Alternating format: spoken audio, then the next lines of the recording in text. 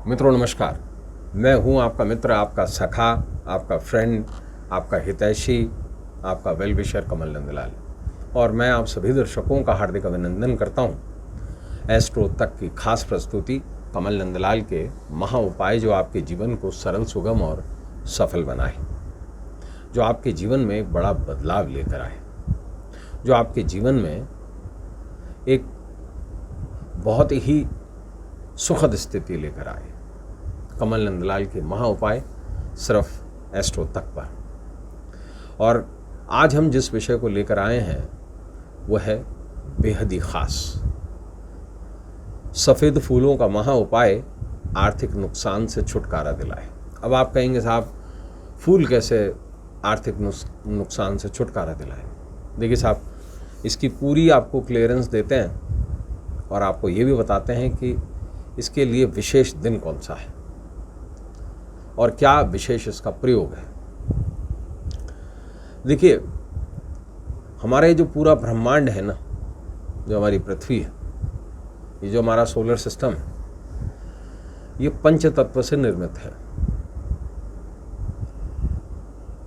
अग्नि, जल, वायु, पृथ्वी और आकाश।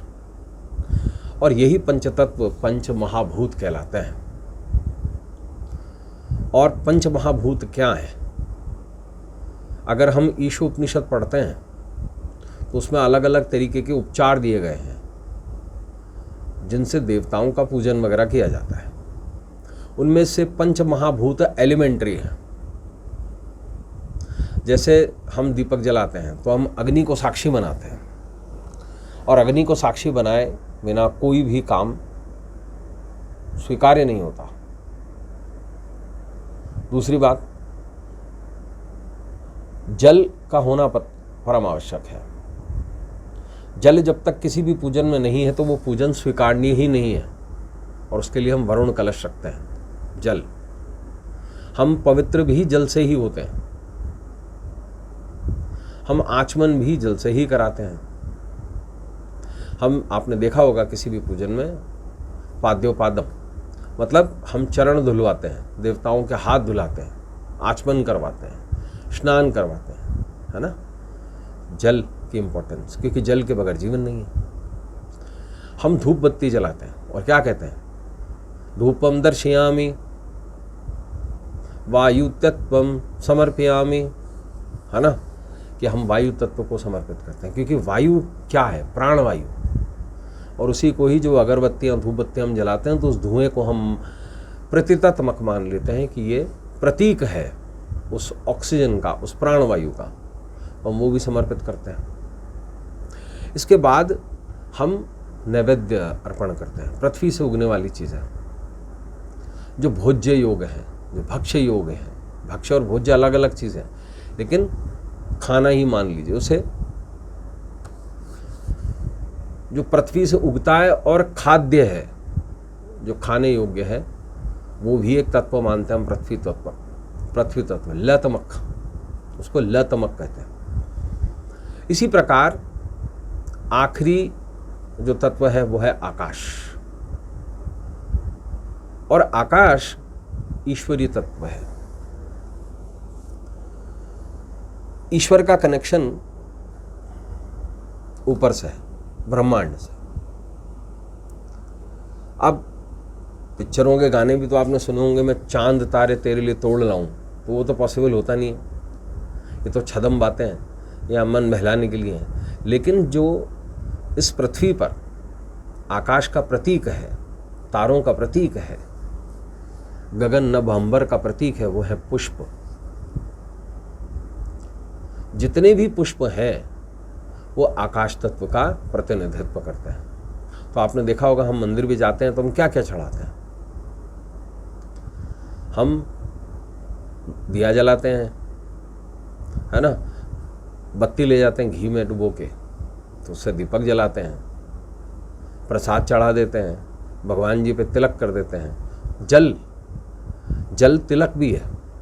ये जो आप देख रहे हैं रोली, इसको पानी में लगा के जब हम अपने मस्तक पर लगाते हैं तो ये जल का प्रतीक है। और ये भावनाओं का भी प्रतीक है ना।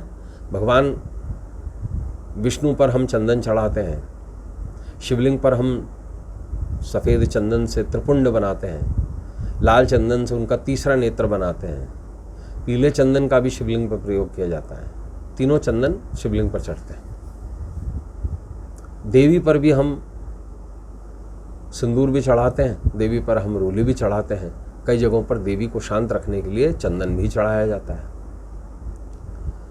इसके अलावा 8 गंधे हैं मुख्य रूप से जिनका इस्तेमाल किया जाता है। इसी प्रकार हम पुष्पमाला भी चढ़ाते हैं। पुष्प और पत्र ये दोनों ही, जैसे पत्रों में क्या आ गया, शमी पत्र है ना। इसके अलावा वटपत्र है, बरगद के पत्ते। इसके अलावा अश्वत्थ पत्र है, यानी कि पीपल के पत्ते। इसके अलावा अशोक के पत्ते। कुछ एक ऐसे विशिष्ट पेड़ हैं जिनके पत्तों का भी पूजन में इस्तेमाल किया जाता है, और ये सभी आकाश तत्व को समर्पित करते हैं। इसी प्रकार से फूल स्पेसिफिकली आकाश तत्व का प्रतिनिधित्व करते हैं, और ऐसे में एकमात्र फूल है जो भगवान के मस्तक पर चढ़ता है। बाकी सारे फूल तो चरणों में चढ़ते हैं, लेकिन एक फूल भगवान के मस्तक पर भी चढ़ाया जाता है, वो है कमल। और कई जगह मूलतः से पारिजात भी चढ़ाया जाता है, लेकिन पारिजात साल में सिर्फ एक ही महीना आता है, कार्तिक के महीने में। लेकिन कोई भी सफ़ेद फूल हो,